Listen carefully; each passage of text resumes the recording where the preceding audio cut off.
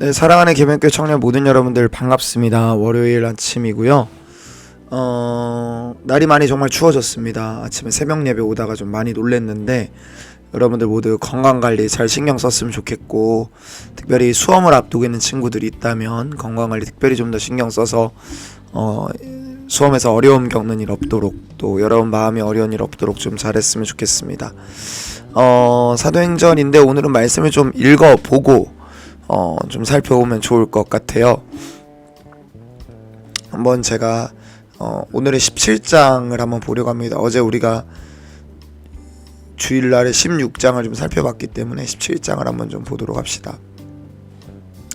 17장 제가 말씀을 좀 읽을게요. 좀 읽으면 이해가 될 것 같습니다. 26절부터만 봐도 될 것 같아요. 인류의 모든 족속을 한 형통으로 만드사 온 땅에 살게 하시고 그들의 연대를 정하시며 거주의 경계를 한정하셨으니 이는 사람으로 하나님을 더듬어 찾아 발견하게 하려 하심이로되 그는 우리 각 사람에게서 멀리 계시지 아니하도다.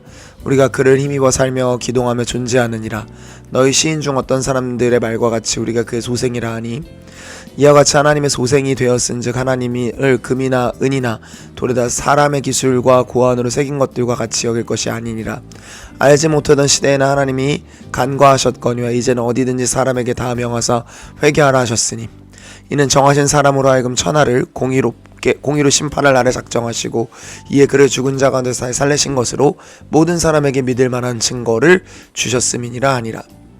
그들이 죽은 자의 부활을 듣고 어떤 사람은 조롱도 하고 어떤 사람은 이 일에 대하여 내 말을 다시 듣겠다 하니 이에 바울이 그들 가운데서 떠나매 라고 이제 기록이 되어 있습니다.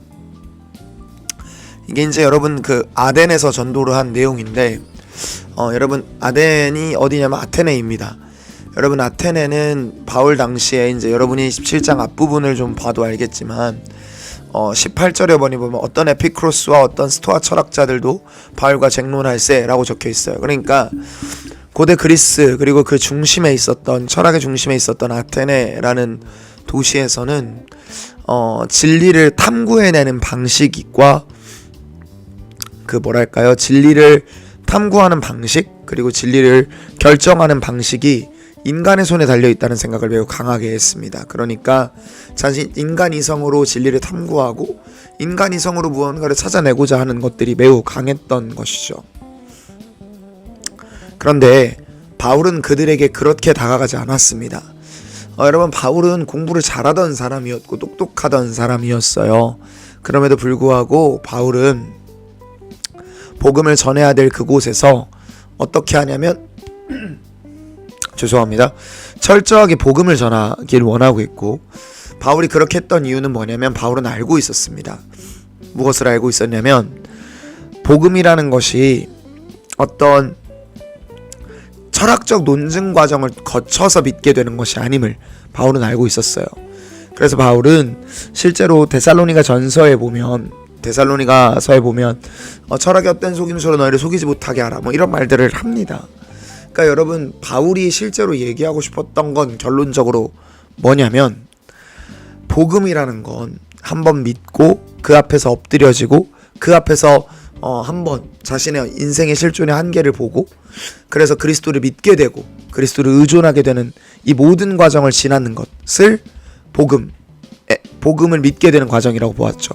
그러니까 진리를 탐구하는 듯한 자세로 발견해내는 게 복음이 아니라 바울이 하고 싶었던 얘기는 예수를 믿는다는 건 그 앞에 엎드리고 그 앞에 굴복하는 것이다 라고 얘기하고 싶었던 거죠.